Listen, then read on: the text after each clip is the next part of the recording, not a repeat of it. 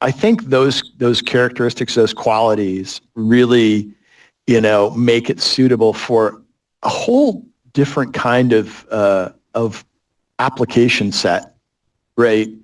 I know that a lot of the Bitcoin purists want to say that Bitcoin used as money is the only valid use case. That's what got us here. That's who brought you to the dance, and that we should only focus it for that perspective.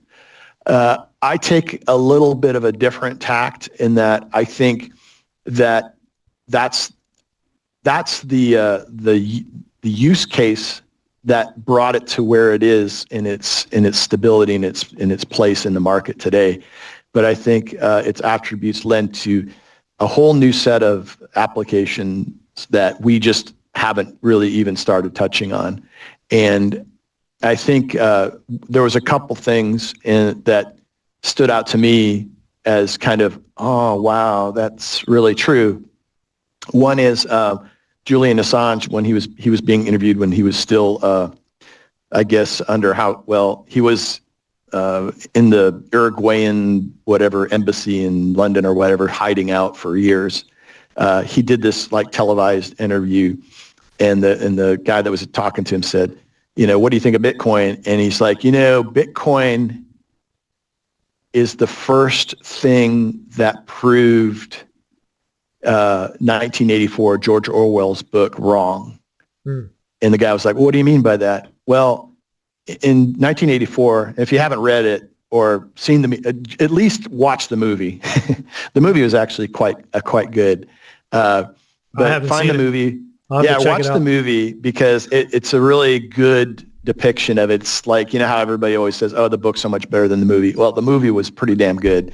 And I thought captured the essence of what the book was trying to say. But anyway, he said, if you control the present, you control the past. And if you control the past, you can control the future.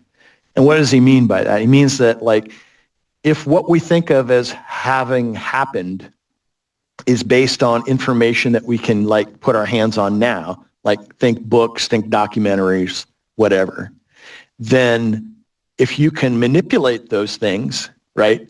If you can burn the books, if you can go rewrite what's on Wikipedia, if you can kill off the people that, know everything about a certain thing, then you can effectively, in certain ways, you can change what history is. Yeah, that's interesting. As we understand it, right? And if you can do that, then you can craft perception in the current, zeitgeist, the way people think now, as to where the future needs to go.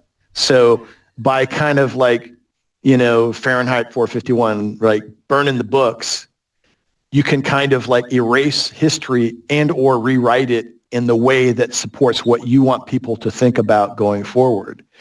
And what Assange was saying is with Bitcoin blockchain, you can write something on the blockchain that can never be erased. Yeah. Now, he didn't say you could write something that's known to be truthful on the blockchain that was never erased. Right.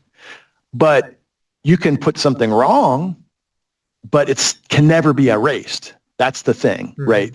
So if you say, blue is the best color in the world, and you write it on the blockchain, well, somebody can come back later and say, look, green is the best color in the world, but this dude said blue was back at this point. I can't change the fact. I can't go find all the places where that dude wrote it down, scrub all those interviews, use AI to make him say green is the best color in the world, even though he actually said blue, and then, publish versions of that interview and, whatever. It's and I think this kind of gets to the basis of why Spaces uses the Bitcoin blockchain as its sort of record and recording mechanism at the top level, right?